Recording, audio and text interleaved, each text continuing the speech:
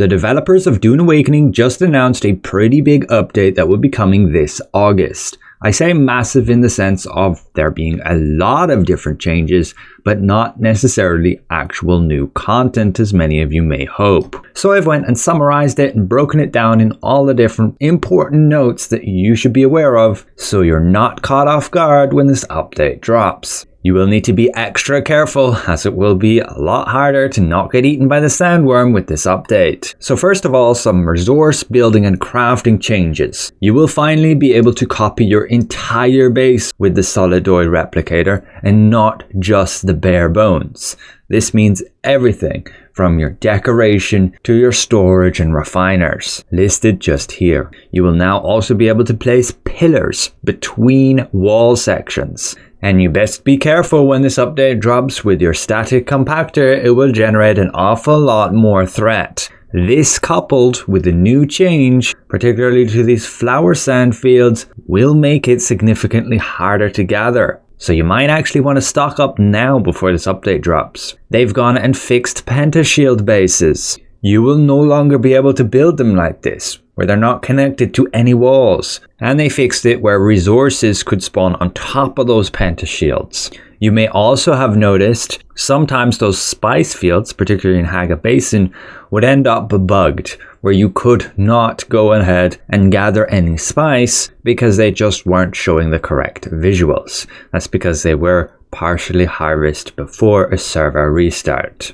Now, as for the economy, searching items at the exchange should be a lot easier, as there will now be an item search. All these flower sand fields that used to be super accessible, being right next to a landmass, will now be moved. You will no longer be able to get away with farming that flower sand and even spice in some areas without the worm being able to get you. You will now be able to sell water to NPCs. Yes, I know you could sell water bottles beforehand, but the water actually had no value within it. Now it will. They removed Solari drops from the deep desert, so you will have to do your farming for Solari somewhere else. Rockets and missiles will now become a lot heavier. Instead of being 0.05 V per rocket and missile, they'll be 0.2. which means they'll be 4 times heavier. A full stack will take up 50 of your inventory space. Additionally, they have significantly increased the cost. To craft them, you will now need 4 duraluminum instead of just 1. They have, however, reduced the cost of a lot of items you can buy from vendors and increased, oddly, plastone. That means actually getting rockets and missiles is a ton cheaper, from 4,000 to 200,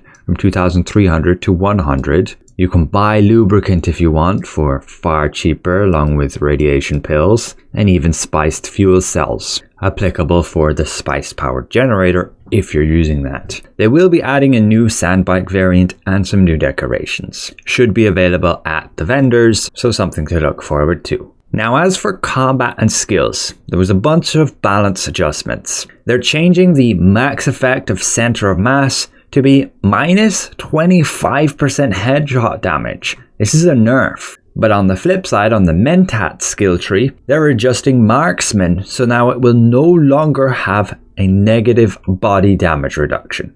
I mean, it was only minus 3%, but that's nice to see it removed. As for the rerouting passive, no real change at max level, but on the lower levels, it will give you a little bit more bonus. 3%, 6% instead of 2.5 and 5. And I have tested, it does work, despite others saying it may not. You will want to record your screen.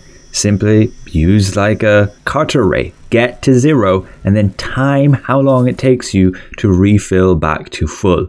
Do that with and without the passive, and you will see a few milliseconds of a difference. Because yes, you're going from about 12.5 seconds to just over 11 seconds. Not something you will easily notice unless you record and time it accurately. You will also more clearly see the effects of cutter ray mining and deep analysis when looking at your cutter rays. It will properly display when you look at the stats how much resources you're expected to gain while you have these perks in effect. So good for some more clarity. They reduced the power regeneration bonus from source of power, from 30% to 100%. Yes, that's how they say it here, but I think they've mixed up the 30% and the 100%, meaning this would be a nerf. And finally, Suspensor Blast, getting some pretty big changes. Effectively a lot of nerfs. You could use it to have hyper armor, not being able to be CC'd while channeling it for the entire duration.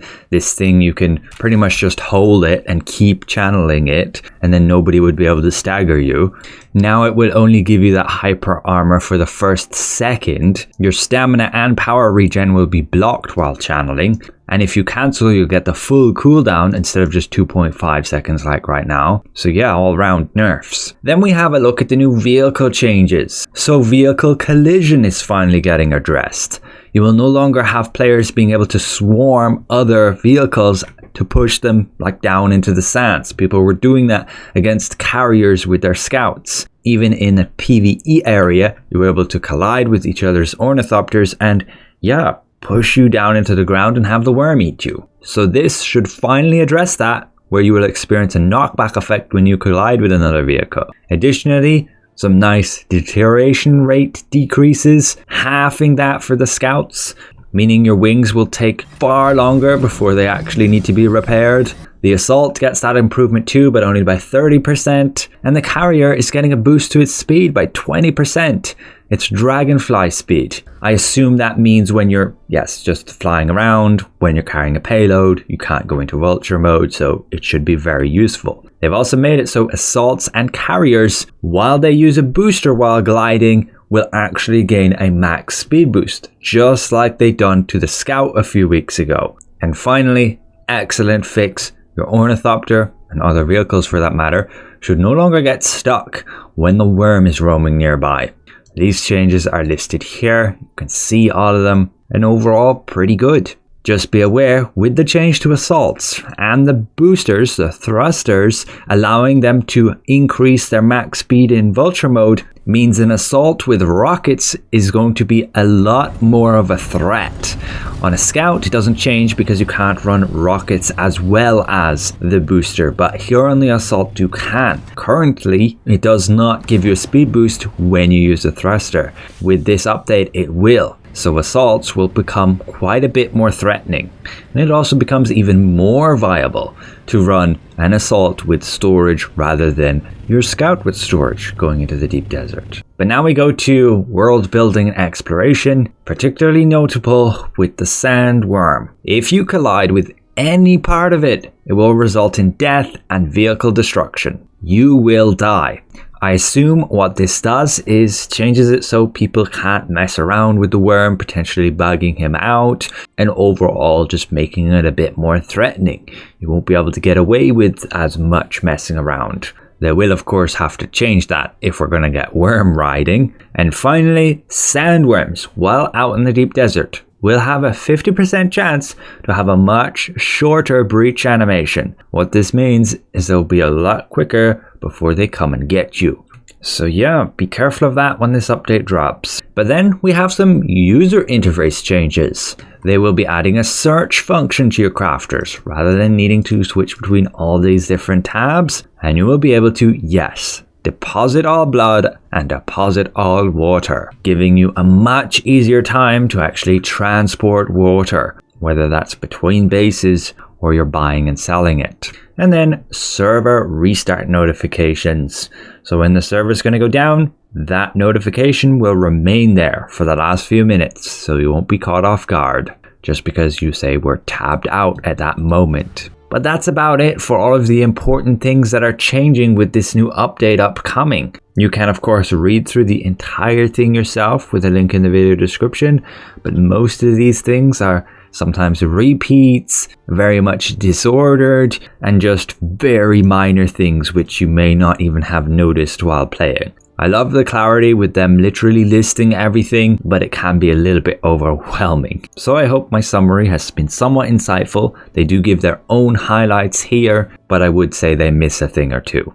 In conclusion, with these vehicle changes, the dynamic will shift a bit. Assaults will become a bit more viable, vehicle decay will be not as harsh, but carrying and crafting rockets along with missiles will take up a lot more room and be a lot more expensive to craft. So we may see a reduction in the amount of people who partake in Ornithopter PvP. With that said, thanks all for watching. A special thank you to the added support of my channel members. I'm gonna see you guys around. Goodbye for now.